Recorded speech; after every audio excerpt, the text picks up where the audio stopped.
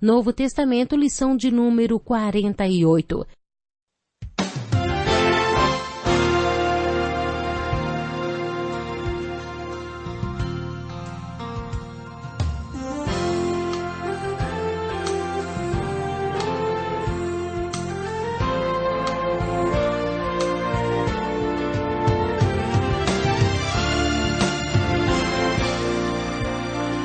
Muitas pessoas têm tido seus sonhos destruídos pela falta de confiança absoluta em Deus.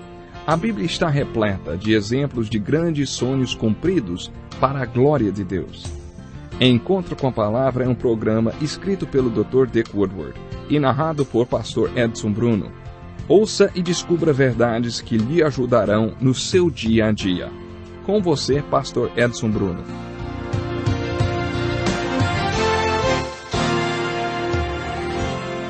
Seja muito bem-vindo ao Encontro com a Palavra. Este programa é dedicado ao estudo de cada um dos livros da Bíblia e estamos estudando a primeira carta de Paulo aos Coríntios. No programa de hoje veremos como Paulo tratou das questões sobre o que é certo e errado para o discípulo de Cristo, questões que não eram certas nem erradas, nem branco nem preto, mas acinzentadas. Já já você vai saber do que é que eu estou falando. Preste atenção em como Paulo introduz este assunto novo. Ele escreve assim: com respeito aos alimentos sacrificados aos ídolos, sabemos que todos temos conhecimento. O conhecimento traz orgulho, mas o amor edifica.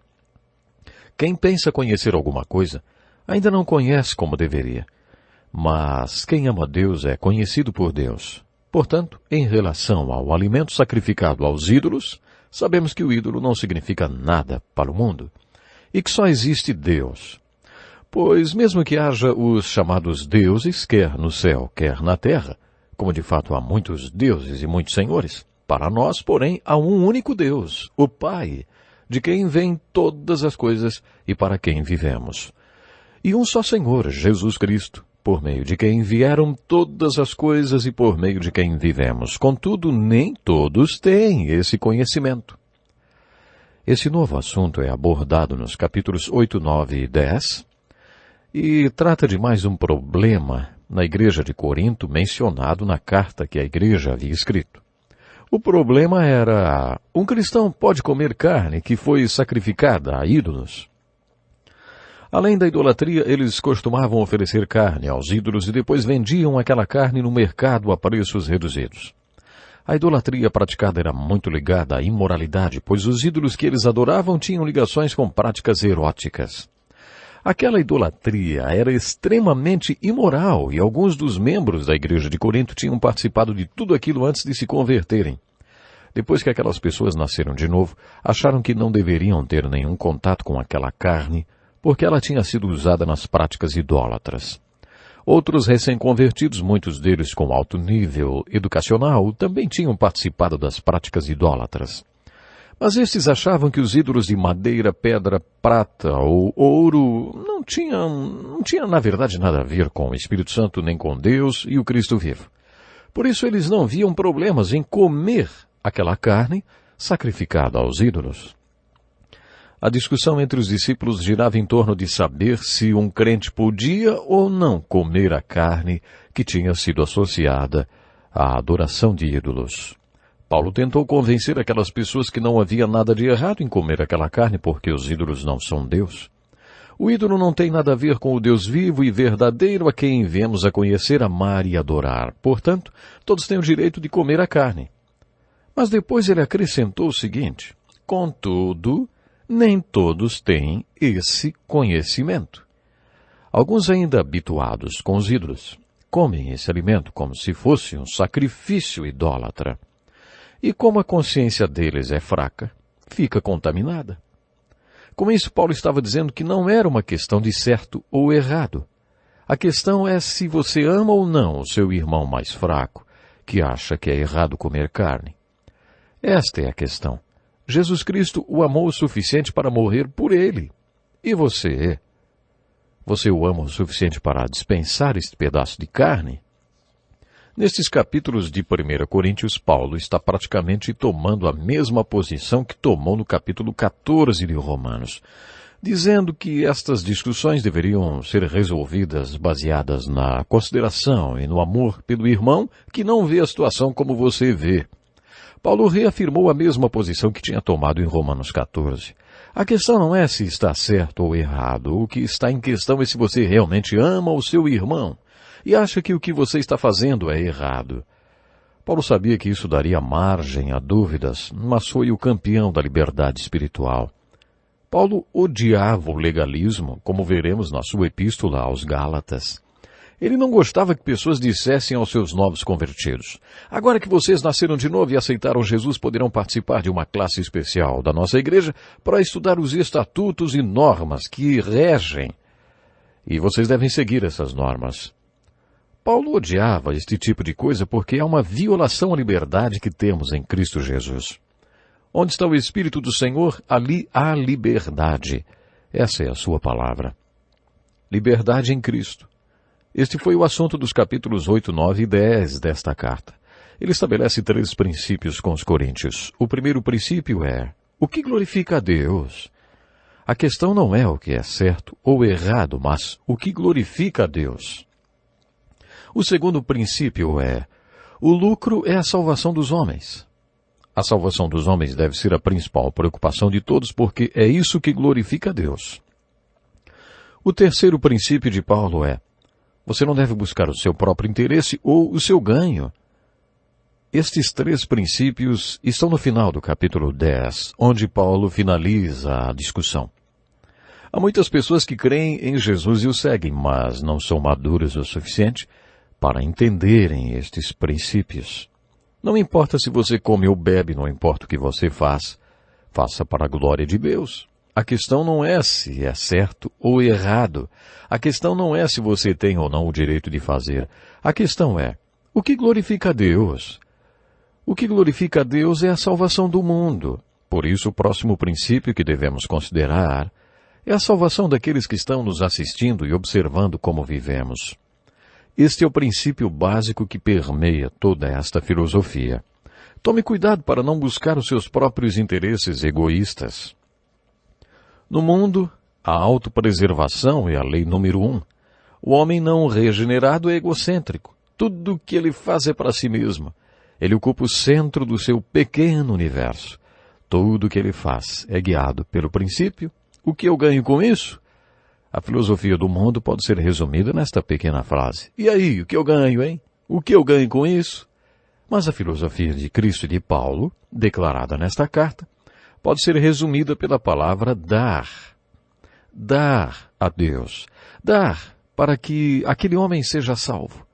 A prioridade de um discípulo de Jesus Cristo não deve ser o seu próprio interesse. Você é escravo de Jesus Cristo e não pode mais seguir o seu egoísmo, fazendo apenas aquilo que quer. No capítulo 9 encontramos um versículo que reflete a filosofia do ministério de Paulo. Nos 4 primeiros capítulos desta carta, Paulo compartilhou algumas verdades sobre a fonte carismática do seu ministério, principalmente nos capítulos 1 e 2. Mas no capítulo 9, quando trata deste problema, Paulo apresenta mais uma joia que nos ajuda a entender a filosofia do seu ministério. Ele escreve assim: porque, embora seja livre de todos, fiz-me escravo de todos para ganhar o maior número possível de pessoas. Tornei-me judeu para os judeus a fim de ganhar os judeus. Para os que estão debaixo da lei, tornei-me como sem lei, embora não esteja livre da lei de Deus e sim sob a lei de Cristo, a fim de ganhar os que não têm a lei.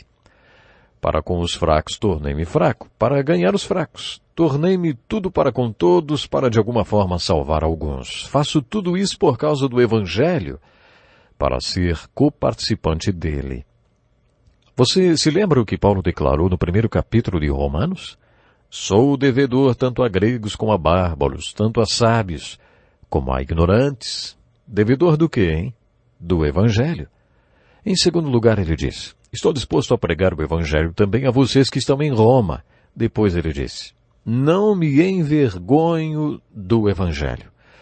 Com essas 3 declarações, Paulo mostrou qual era a filosofia do seu ministério. Na primeira carta aos Coríntios, ele fez isso uma outra vez.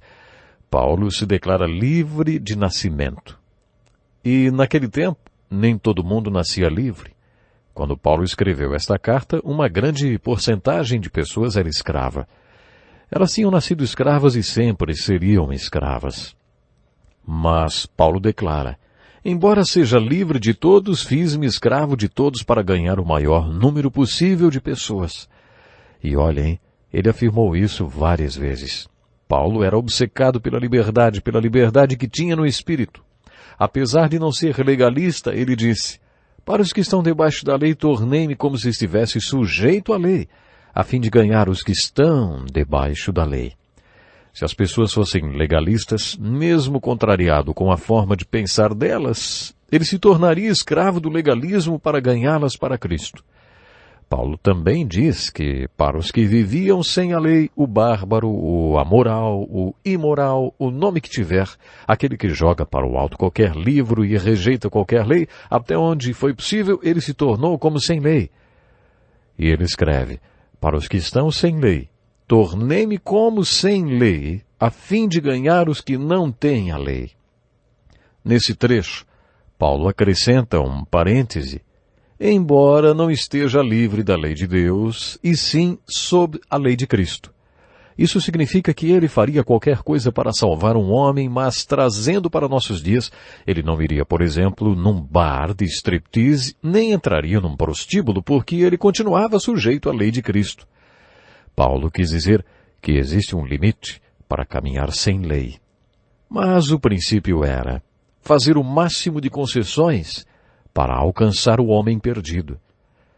Neste mesmo contexto, Paulo disse: para com os fracos tornei-me fraco, para ganhar os fracos. Paulo usou o termo fraco referindo-se a pessoas que não têm a mesma capacidade mental que outras. Deus pode ter abençoado você com uma mente rápida. Pode ser que você desembarace questões difíceis com rapidez e clareza, mas nem todo mundo é assim. Paulo estava elogiando a intelectualidade e a inteligência dos coríntios, mas ele não se esqueceu dos que não são assim. E sobre os fracos, ele estava disposto a se tornar fraco para ganhá-los para Cristo. Paulo conclui dizendo: faço tudo isso por causa do Evangelho, para ser coparticipante dele. Isso quer dizer que se você for para Nova Guiné para falar de Jesus para aquele povo, deve tomar cuidado para não ofendê-los por desconhecer a cultura deles. Em algumas partes do mundo, pessoas se sentem ofendidas por causa da cruz de Cristo. Ser cristão é uma ofensa para eles e por isso alguns cristãos vão para a prisão e sofrem por causa de Cristo. O que vemos no capítulo 14 da primeira carta aos Coríntios não é a ofensa por causa da cruz de Cristo, mas uma ofensa ao irmão mais fraco. Observando os conselhos e princípios que Paulo passou para situações como esta, podemos até questionar: será que vou deixar que minha vida seja controlada por um irmão mais fraco? Será que se eu me ajustar ao irmão mais fraco não estarei fazendo com que ele continue fraco? O que devemos fazer é avaliar nosso comportamento de acordo com os 3 princípios apresentados por Paulo. O primeiro deles é a glória de Deus. Agradar a Deus é fazer o que Deus quer. Se você realmente quer agradar a Deus e amar o seu irmão mais fraco para ganhá-lo para Cristo, Deus mostrará a você o que fazer. Deus vai mostrar se você deve ou não se ajustar ao irmão mais fraco, legalista ou religioso, vamos dizer assim. Sua parte é procurar agradar e glorificar a Deus. A filosofia do ministério de Paulo, compartilhada nos capítulos 8, 9 e 10 de 1 Coríntios, é conduzida por essas 4 letras. Amor. A-M-O-R. Amor. Seu ministério se resume a esta palavra. Todos os capítulos desta carta culminam no capítulo 13, em que Paulo fala sobre o verdadeiro amor ágape. Apesar de Paulo ter dado soluções práticas e específicas para os problemas que os cristãos em Corinto estavam enfrentando, a base para a solução de todos aqueles problemas se resume no amor. No capítulo 11, Paulo trata de 2 assuntos. O primeiro deles é o papel da mulher na igreja. Na sua carta aos Efésios, Paulo fala um pouco mais sobre isto. Algumas pessoas acham que Paulo colocou a mulher num nível inferior ao do homem. Algumas mulheres até dizem que não gostam de Paulo. Conheci mulheres que sequer queriam estudar as epístolas de Paulo. Estas pessoas têm uma interpretação equivocada do ensino de Paulo. Eu já vi comunidades em que as mulheres são tratadas como objetos e não como seres humanos iguais ao homem. Nas comunidades em que a sociedade ainda não foi alcançada pelo Evangelho de Cristo, a situação da mulher é deplorável.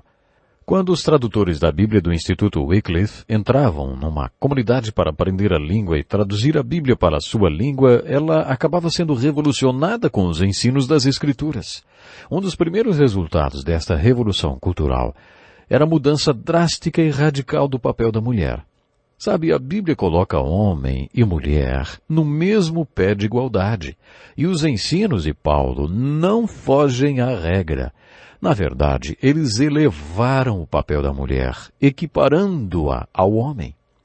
A igualdade entre homem e mulher, ensinada por Paulo, não está no plano do papel, nem das funções de cada um. Ele ressalta a diferença que há entre os dois. Isso está claro no seu discurso. Além da diferença biológica, que é básica, há muitas outras coisas envolvidas. Para que o relacionamento entre um homem e uma mulher seja saudável, os dois precisam entender a diferença que existe entre eles. O homem não pensa como a mulher, não sente como a mulher e não age como a mulher, porque ele é diferente dela. Você pode achar isso óbvio. Minha mãe teve 11 filhos e costumava dizer que se o homem tivesse que revezar na tarefa de engravidar, as famílias não teriam mais do que um filho, porque o homem não passaria por um parto 2 vezes. Eles não foram feitos para isso.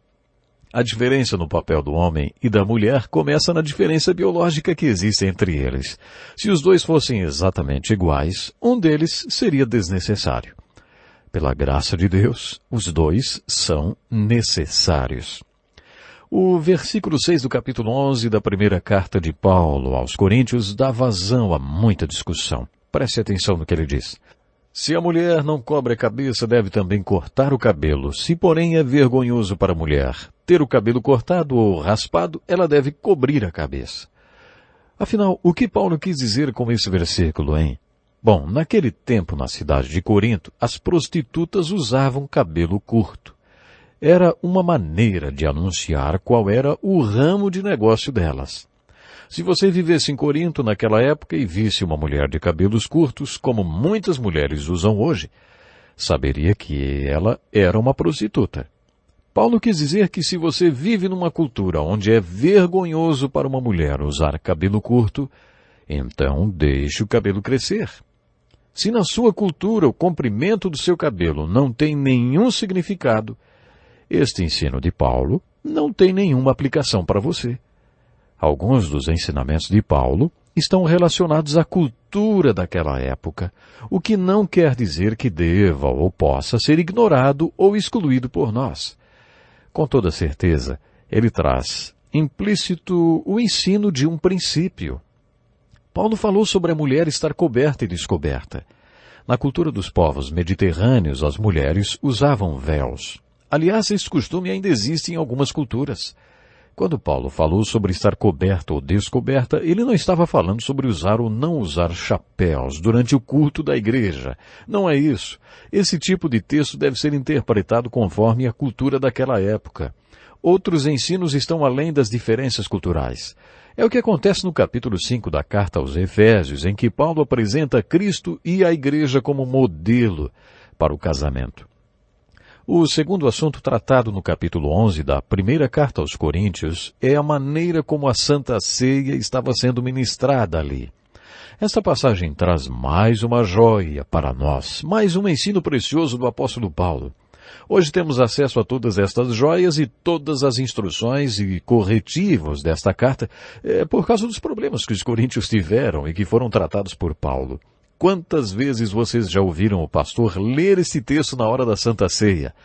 Pois é recebi do Senhor o que também lhes entreguei, que o Senhor Jesus, na noite em que foi traído, tomou o pão, tendo dado graças, partiu-o e disse, isto é o meu corpo que é dado em favor de vocês. Façam isto em memória de mim. Porque sempre que comerem deste pão e beberem deste cálice, vocês anunciam a morte do Senhor até que ele venha. Foi com este texto que Paulo tratou a questão da Santa Ceia.